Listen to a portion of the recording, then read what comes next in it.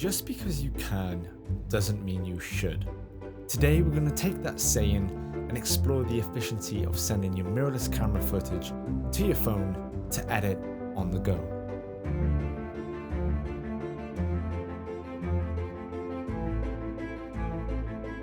A few years back, with the introduction of Bluetooth in cameras and capture apps on mobile phones, it became very common to send images from your camera to your mobile phone to edit and then send to Instagram.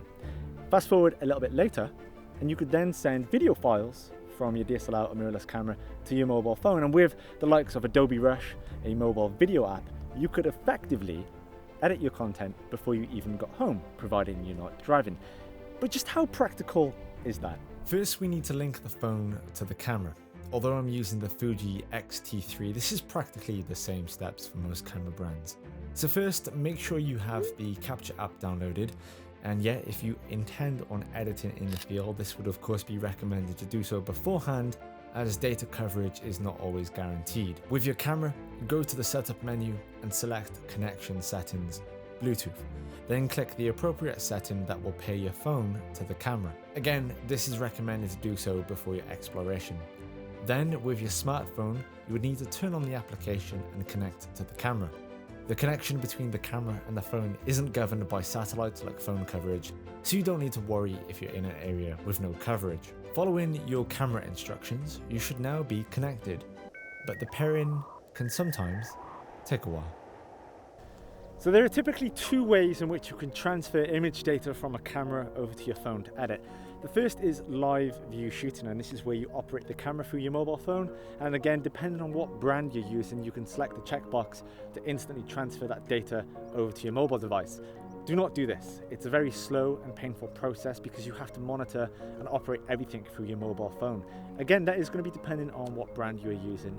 But instead, what I would recommend to do is to basically capture all of your content throughout the entire day, go into your mobile settings, and then transfer the video clips. So with everything set up, we can then start shooting to bring some footage over to our phone.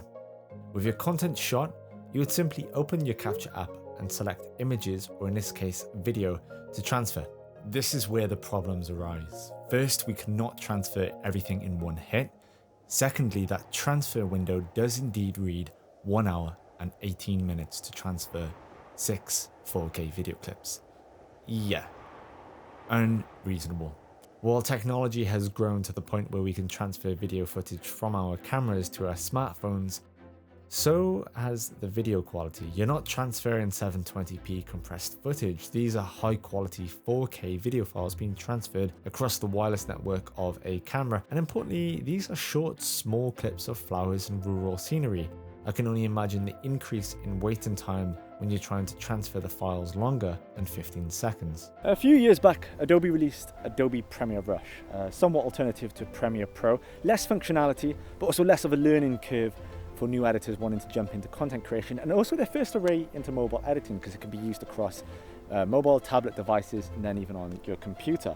Now, I guess you could say it was primarily designed for content creators to shoot 4K footage on their iPhone, edit in Rush, then upload to Instagram and YouTube without coming back home. So can we do that with our video files? Absolutely. Well, there's not a lot to be said about Adobe Rush. It does exactly as it says on the can. It's a solid mobile video editing app, and once your video footage is in your mobile, it's as simple as importing the clips from your camera roll and editing as you would on an NLE at home. With Adobe Rush, it syncs across all platforms using the Adobe Cloud. So you could, in practice, open up Adobe Rush when you're back at home, start editing the proxies which are saved in the cloud, and continue from where you left off without ever importing the footage from your camera. Although, on that note, it would be interesting to see if we are transferring the original file from our camera to our phone. So let's head back home to investigate. Okay, I'm back home, somewhat sunburned. Wear your sunscreen, folks. But let's open up these files and see what's what. So here I have the original media imported from the memory card from the Fuji, and I have the downloaded clip saved from my iCloud. Now both files share exactly the same size, data rate, and bit depth. So you are indeed transferring the original file from the camera over to your phone, which probably accounts for the massive increase in transfer time. So where does this put us? Obviously, the aspect of editing all of your content that you've shot on that day from your Sony, from your Fuji, sending it to your mobile device to edit while you're on your way home, is too good not to cover. However, paradoxically, and I guess somewhat ironically, because video quality is that great, those transfer times are completely unrealistic. And until they are decreased, I couldn't really recommend this. Now, this is not to negate the notion of bringing all of your content back home, putting it into Adobe Rush, editing then on your mobile device while you're out and about at a later date. But standing out in a field, getting sunburned for 30 minutes, waiting for that transfer to tick over, not recommended. So in the case of just because you can, doesn't mean you should, I think we're going to apply this to editing your content on mobile. Perhaps in a few years, we'll see a decrease in speed, but until then, let's just stick to the basics. So my name is Lewis with Shutterstock Tutorials, and I will catch you guys next time.